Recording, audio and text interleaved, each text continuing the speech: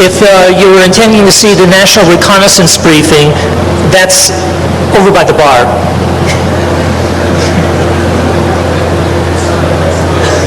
So the topic of this talk is GNURadio. And I guess the message here is that no one should doubt the wisdom that big changes don't come from large organizations with people that are just paid to do the work.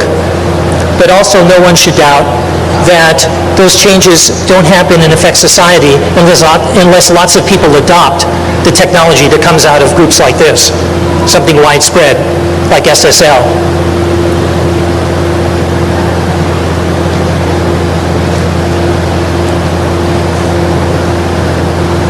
This is an overview.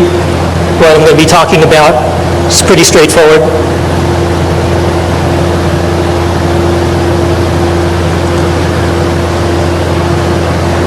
So, what is a software-defined radio? Well, basically, it's getting the digital logic of a computer system as close to the antenna as possible. And instead of having hardware, analog hardware, do the waveform generation, do the demodulation of the signal, the computer's doing all the work, and other digital logic that you've built. This is a big departure from the radios of today, but it is the current trend in almost all radios. So what do we want to do a software-defined radio? Well, instead of just shipping a product that might become obsolete in a year or two, we could have something that we could build different variations of using the same hardware base. We could get to market really fast with it, and after it came to market, we could provide new features and functions. The same device could be used in multiple different ways by different people or the same people. And you could do very interesting things with the radios themselves. Today, most radio spectrum is essentially sold like real estate and is operated in a relatively controlled environment with the exception of the unlicensed bands. In the future, it's hoped and it's thought that much more radio spectrum will be rented in the same way that you rent a hotel room. And in those environments, which are more ad hoc, the radios will have to become smarter in order to be effective at providing the quality of service and the performance that the customer is expecting. They'll have to be able to handle multiple channels at the same time, for example, or they'll be cognitive. They'll actually have to know what the signal conditions are in the channel before they start transmitting, maybe adjusting their power output, choosing a different channel to operate than would normally. And in this case, it's the end user instrument that will be more in control than a centralized command control systems that are common in cellular today. So this is a shift that mirrors what's happening on the internet. Instead of having a centralized system like the telephone network, which the cellular model, replicates, you'll have systems that are more ad hoc, like the 802.11 Wi-Fi, that'll be used to deliver not only unlicensed services, but also commercial services. And software-defined radios are very much in the future of doing that. Well, software-defined radio is not without its problems. One of the problems is that it takes a lot of power. And it takes a lot of power because you're using generalized hardware. Radios today, our cellular phones, for example, all use specialized application-specific integrated circuits. They're made specifically to do that job. They've been tweaked to do the best performance with the minimum amount of real estate in the silicon area and a minimum power consumption. Well, when you're using a generalized platform, that's not the case. And also more MIPS are required for the same reason. They're not highly structured systems. They're not highly tailored to the application. And today they're much more expensive because generalized platforms are not as cheap as what you can hammer out when you're doing 100 million of a particular product like a cellular radio. Software-defined radio really has come out of the military, but it's moving much more into the commercial sector. The military has been faced with basically a Babel, a Tower of Babel of radios, where one one sector of the military, maybe the Marine Corps, their radio would interoperate with the Air Force's radios, which wouldn't interoperate with the Navy's radios. And we hear about and sometimes find funny or hear tragic situations where troops are not able to communicate properly and lives are lost or battles are, turned because of lack of communication. I think there was a situation in Grenada where I believe it was a Marine, couldn't get, because of some problem with his radio, he couldn't communicate with his CO, and he couldn't communicate with any of the other services, even though they were nearby, because his radios didn't operate. And he wound up actually going to a phone booth, calling the Pentagon, convincing them that he was who he was, and calling in fire on a position. So one of the reasons that the military is looking for software-defined radios is they want to take this stack of radios for all the different services and all the different applications and make one radio that can interoperate with any of those services and any of those functions equally well.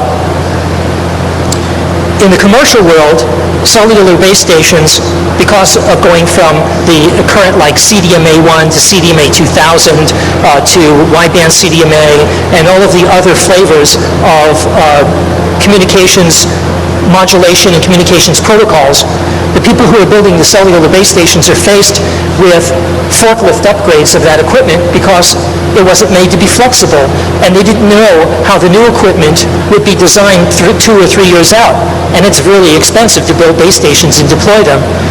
So the commercial people are looking to build software-defined radios, so when a new modulation scheme comes out, those radios will be capable of handling that new stuff in the future, even though they didn't know about it when the equipment was first delivered. So they're trying to future-proof their products.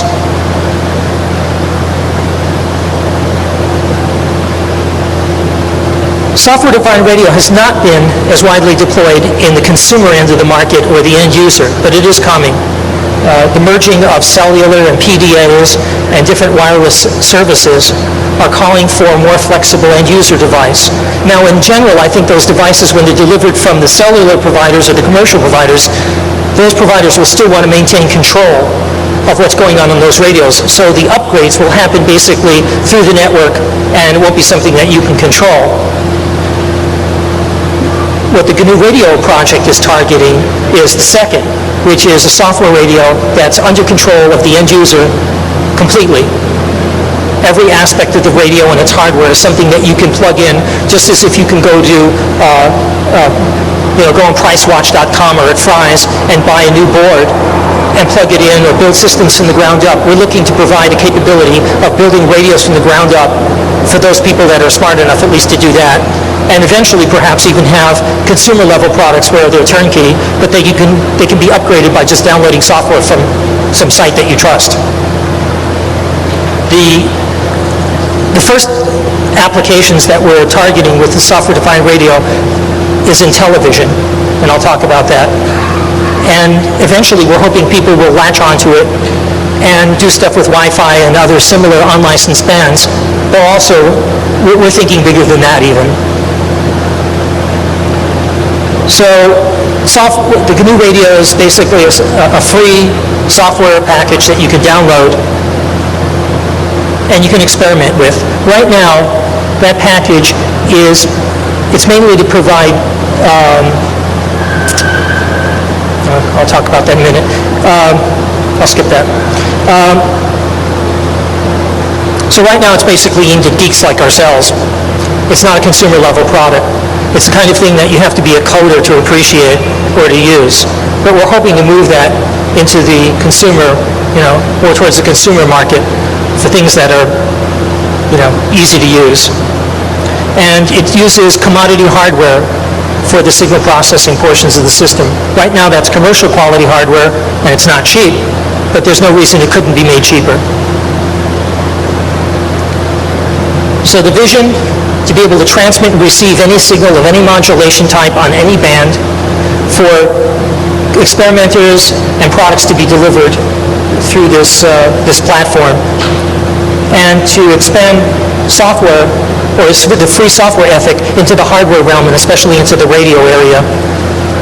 Now there's a parallel type of development going on in open source hardware development, which maybe not many of you know about, but it's quite active, and people are actually building open hardware platforms that are reconfigurable using generic field programmable gate arrays and other similar technologies. And we can take advantage of that as well. So we're a parallel software development effort for that. So what do you need to do a software-defined GNU radio? Well, you need a commodity PC. If your application is not very compute intensive because of the kinds of radio reception you're attempting, then that can be a very modest PC. A 500 megahertz Celeron would probably be more than enough to do narrowband communications, such as ham operators do, shortwave, that type of thing. And you can use a Sound Blaster card or any of the cards of that genre that provide high-quality audio capture capability. However, if you're doing digital modulation schemes, if you're listening in on the newest advanced digital modulation techniques, then you'll need a wideband card, which right now is a bit expensive, with a high-speed analog digital converter. And your CPU may have to be much faster, maybe in the range of a 1.4 to a 2 gigahertz Pentium or Athlon. What we're doing right now to demonstrate how practical it is to handle these high-level modulation schemes for something that people can relate to is we're basically building a high-definition TV receiver that's built in software with a generic piece of hardware. And you can see that the CPU we're using is not the kind of thing that many people have in their home right now. But we're hoping in a year or two that because of advances in the speed of the CPU architectures, that it will become practical, and that people will be able to use their off-the-shelf Compaqs or Dell computer systems with an inexpensive plug-in board and do HDTV.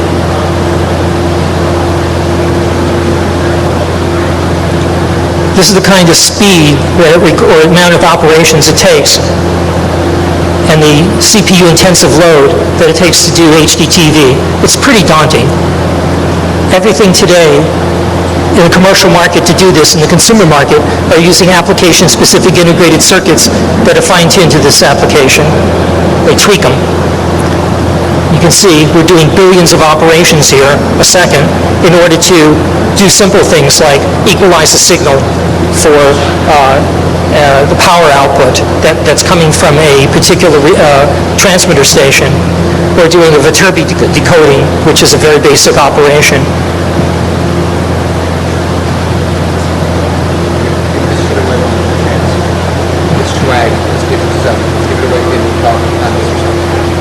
Give it away.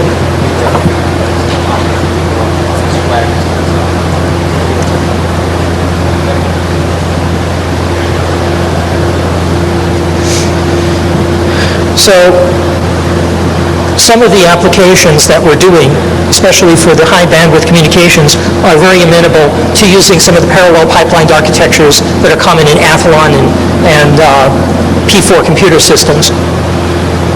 And we need them, in fact, to make it work. Sorry, I interrupt you speaking for 1 second. Thank you. Hello, folks. As you can see, I can stand up on the damn leg, especially when I'm pissed. You know, so far it's been a relatively quiet convention. No one's... So as you can see, an over-the-air HDTV receiver requires an incredible amount of computational effort, and that's why we're having to use dual CPUs.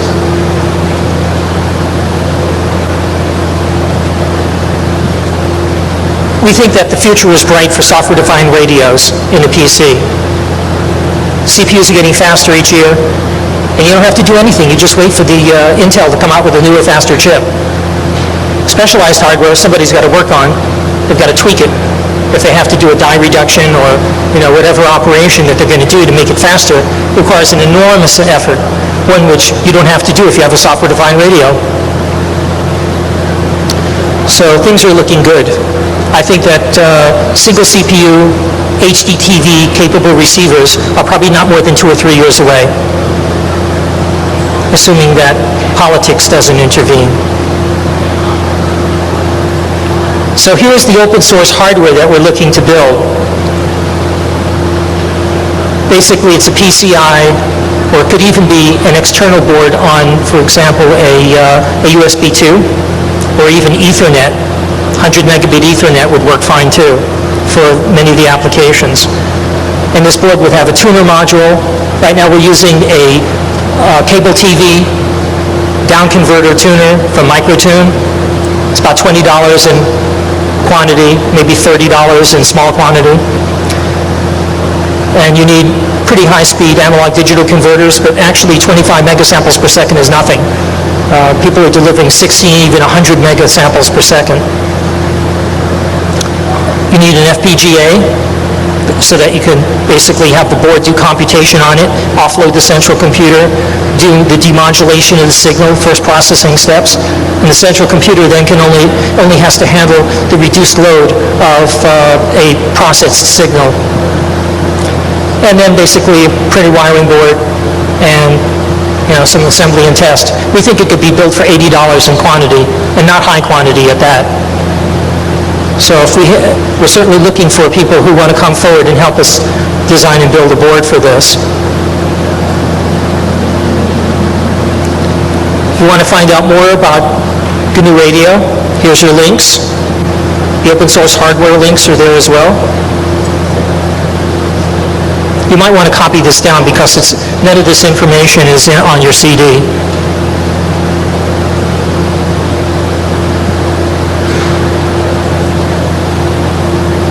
So now we come to the fun part, the politics.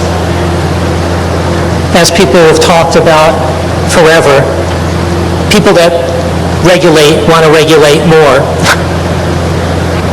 And one of the things they want to do is to prevent people from listening in on communications that they don't think they have a right to listen in on. Recently, legislation's proposed, and I don't believe it's passed, but it probably will, called the Cyber Electronic Security Act. And what it effectively does is it does away with the safe harbor provisions from another Electronic Communications Act, the EPCA, that came out in 1985. Yes? Oh, did I do a...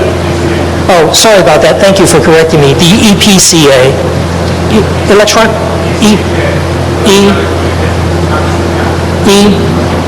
ECPA. Oh, that's what I had written, but that's not what I said. Thank you. That came out in 1985-86.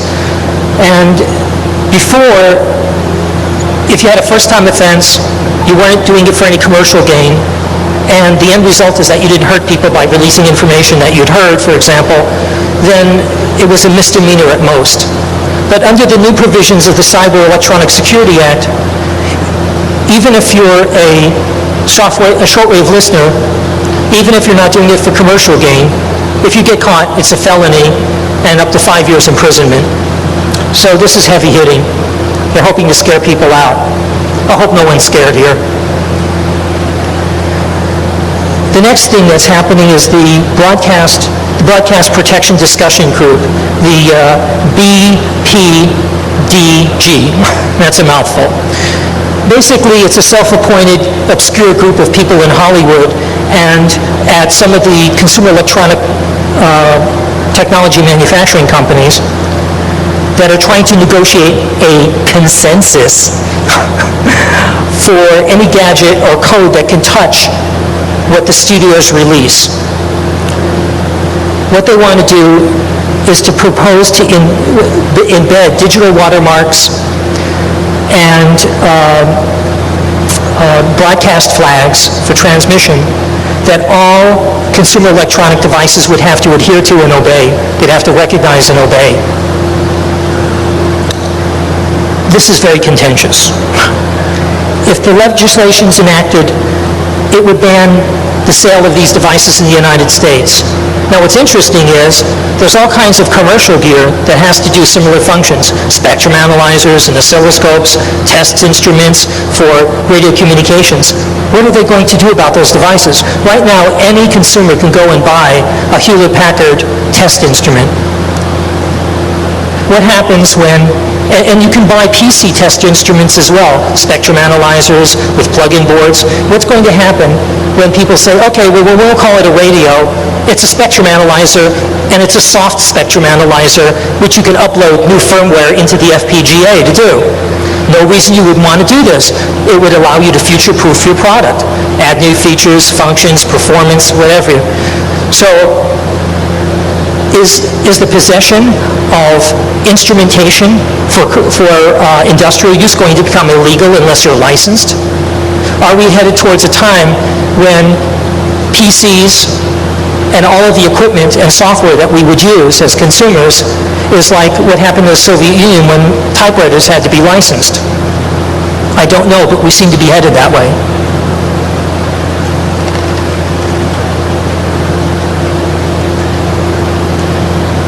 So we're looking for contributors. Right now we have a hardcore group of a half dozen or so people that are contributing to this product. We would love to have some people with hardware experience that have built PCBs, that know how to work with ball grid arrays, components for mounting, that know how to work with FPGA programming. It would be a real godsend for us. We're not experts in that area. Software people, you've got signal processing experience. I have just recently found an open source wideband CDMA simulation code at a university that we can use, and I'd love to take that code and port it to our system so that we have code that can listen in on code division multiple access communications. And I've talked to the programmer, and he said it shouldn't be a big deal to make it compatible with CDMA 1 and CDMA 2000. So this would be really nice. Programmers that have low-level C experience, people that know how to do pipeline programming with, MMX, SSE, all that kind of good stuff. Right now our GUI is pathetic. It's basically a toolkit, doesn't really have APIs. It has no hierarchical structure to speak of.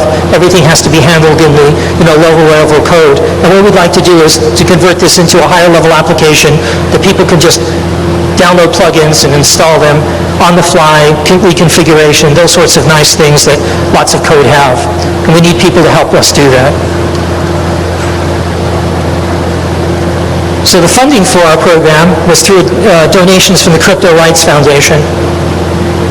This is an organization run by Dave Del Tordo.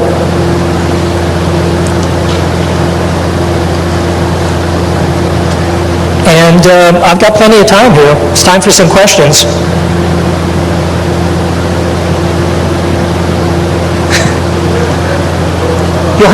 You'll have to talk very loud at me.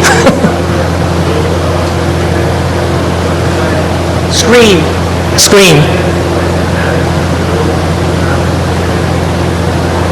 Do we have schematics to build a unit? Well, right now, if you wanted to build a system, if you were doing narrowband communications, shortwave, analog signal processing of any sort, you could use either the microphone capture capability of your PC or a higher quality board. If you're looking to do wideband communications, such as listening in on some of the digital communications that are used for public service, or if you're doing CDMA, you want to listen on CDMA communications, then you'll have to get a board that's capable of digitizing wideband. And the board that we have right now is about $1,200 that we're using that's commercial, not cheap, because it's built for commercial applications. That's why we want someone to actually design and build a board with less capability that would be maybe sold to end users at $150 or $200. That would make our day.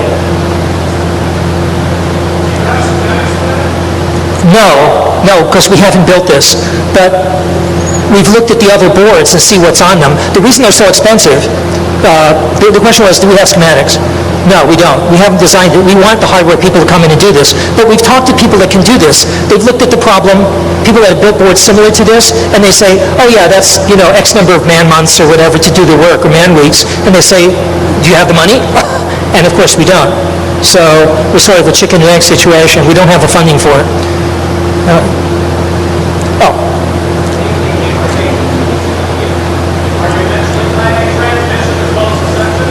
yes, the software is bidirectional, and whatever board that we do design and build with someone will have the capability of not only doing analog to digital conversion, but digital to analog conversion. So for instance, you could generate the local oscillator signals to tune not only your receivers, but your transmitter local oscillator type signals. The nice thing about having software-defined radio is you can do things that are virtually impossible with hardware logic. For instance, if you're trying to do frequency hopping, normally what happens when you hop to a new frequency is during the transition time when your synthesizer is tuning, you lose the coherence of your signal because your waveform, the anticipated waveform at the next frequency, you can't make that gap. You can't tune the signal fast enough. But when you're doing software-defined radio, you can basically do table lookup for your signal generation, so you can do coherent hopping, which is really cool for a lot of reasons. You, sir?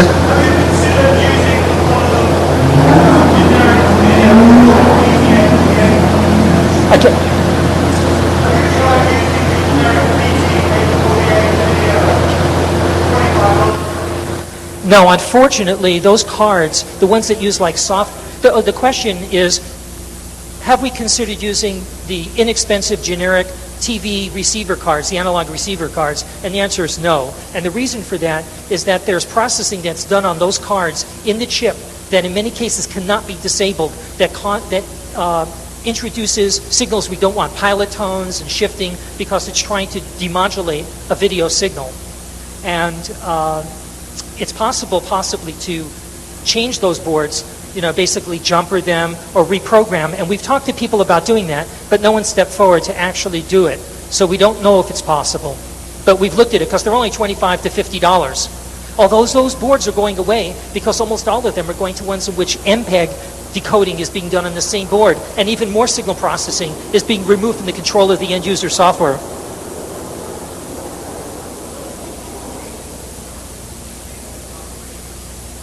So the question is, what do I think the implications for software radio are?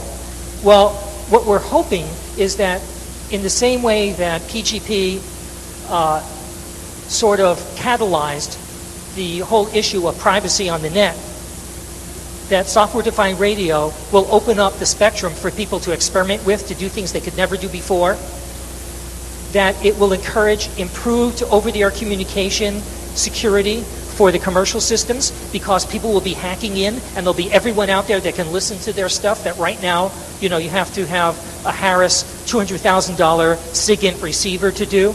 Anyone will be able to listen in. And when the consumers know that people are listening in to their cellular communications and they can't be stopped because the NSA worked with the cellular carriers to deploy defective security measures that now can't be really redone unless everyone replaces their cell phones, they're going to be hopping mad, and we hope they are. Now, one of the interesting things is that the CDMA encryption, which is almost never used, by the way, but if it were used, it's possible to break it with no a priori knowledge from only the received signals in about 1 second with an off-the-shelf PC and digital processing that you could do in a software-defined radio. So no one would be safe even if they turned on the security measures that are already available. Any other questions? You, sir, back there.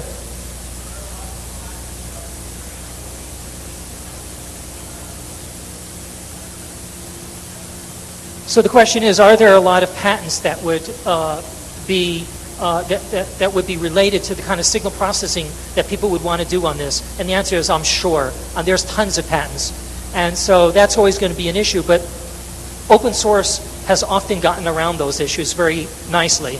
I'm hoping that would be the case here. Since the hardware is generic, both in the signal conversion, up and down conversion area, and in the PC, then really you have to go after the people who are providing the open source, a very difficult measure at best. I mean, look at all the people that are releasing software to rip DVDs. Still out there, smart rippers out everywhere. Any other people? You, sir. Screen, please. The PC, it's a single PCI card, you mean, for the analog digital converter we're using?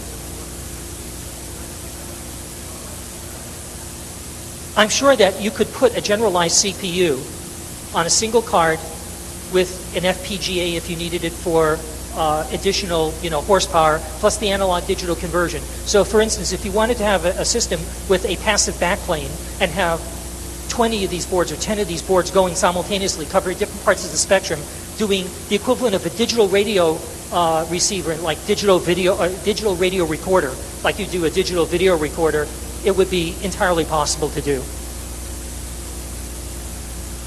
Any other questions? You, sir.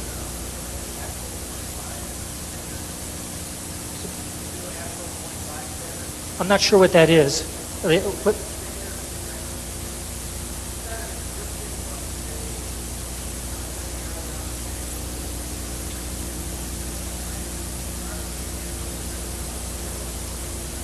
The question was whether we're adhering to some standard for what we're doing as far as our coding. I'm not aware of that. No, I'm not. The software that we're using in the GNURadio originated in the Spectrumware project at MIT.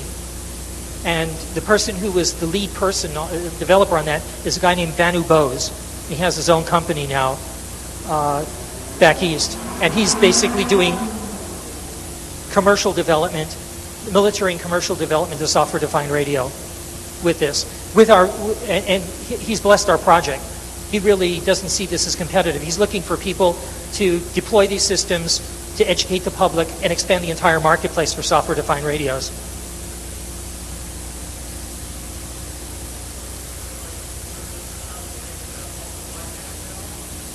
When you say, you mean ultra-wideband radio? No. Ultra-wideband, the question is, are we looking at this for ultra-wideband? And the answer is no. And the reason is because ultra-wideband requires processing of a nature inherently that's beyond the capability of what you can do with the PC CPU. Ultra-wideband is basically an impulse radio. We have very short rise time signals that are time modulated, time displacement modulated.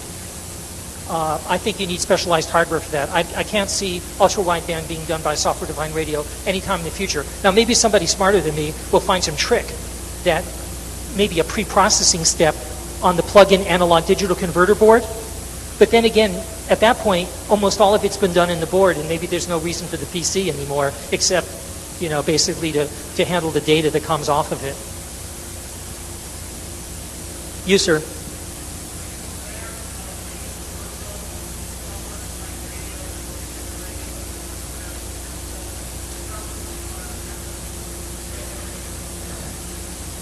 Right.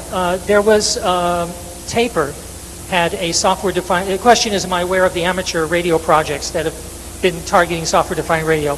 There was actually a 2-meter software-defined radio that was in QST, maybe 1995, 96, and Taper has had a software-defined radio project which has basically been moribund for a year or 2 years for 900 megahertz, and I don't think anything's happened with that.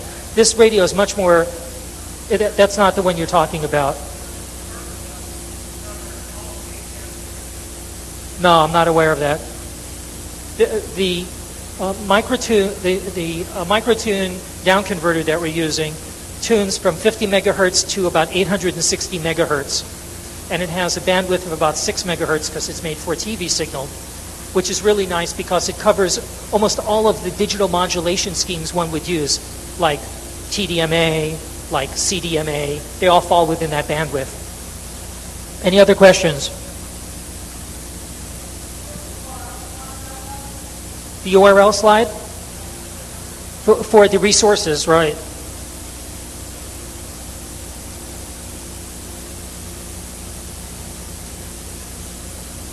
That one? Okay.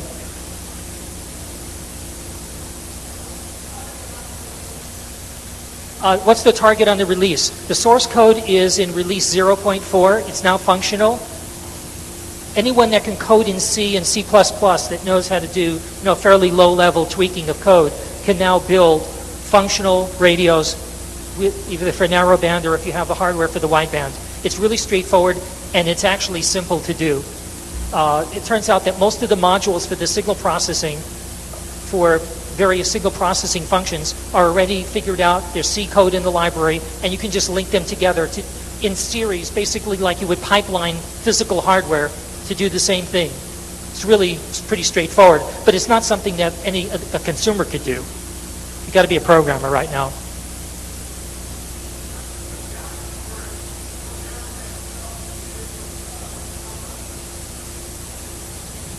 I didn't hear the first part.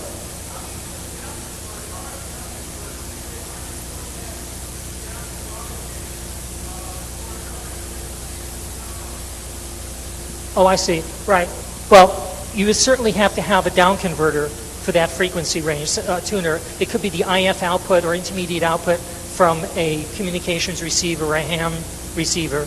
Or if you used our board, the microtune receiver or its equivalent, you can get UHF receivers out there at surplus places and build a power supply for it. That's basically all you need is to tune the UHF receiver, for those frequency bands.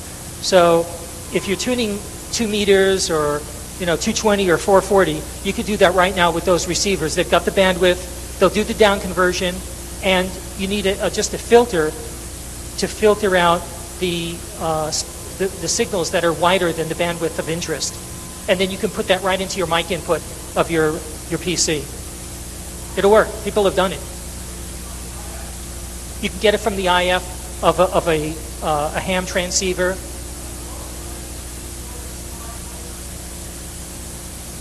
Well, right, you'd certainly have to do a down conversion, like I said, to take it down to the audio band, right.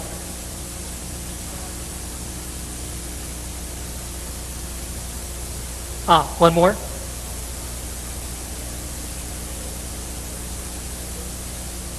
So it's a question about the regulatory environment. Do I think the FCC is going to interfere with it?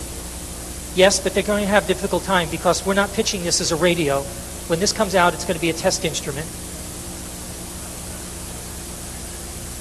This is if we deliver any kind of software package with this, it's going to be a spectrum analyzer.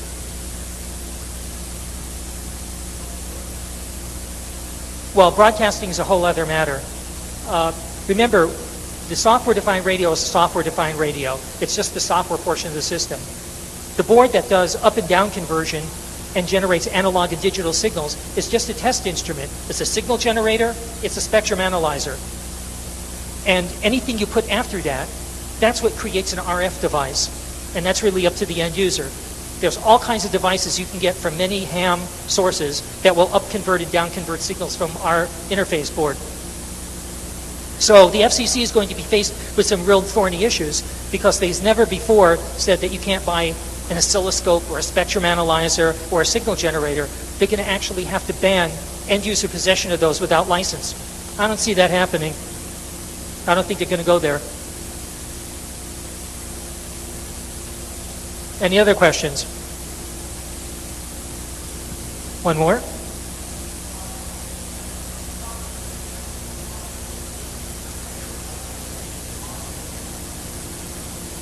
You have to scream.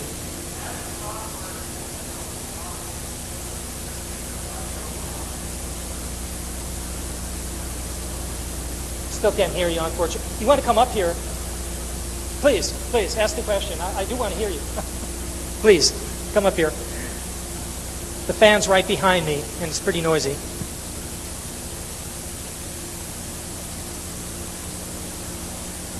As the software sits now, is it possible to pull the discriminator audio off of a receiver and to modulate it with a sound card? I think so.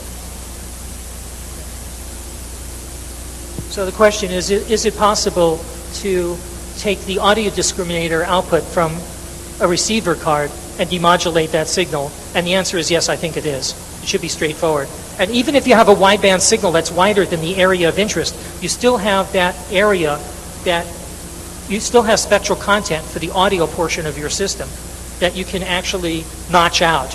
It's not efficient. It introduces all kinds of spectrum issues. You've got a question.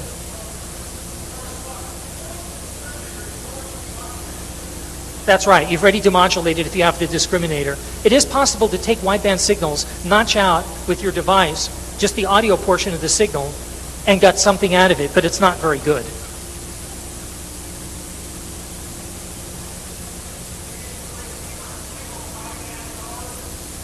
You should be able to receive any kind of analog or digital signal. Off of a standard IF?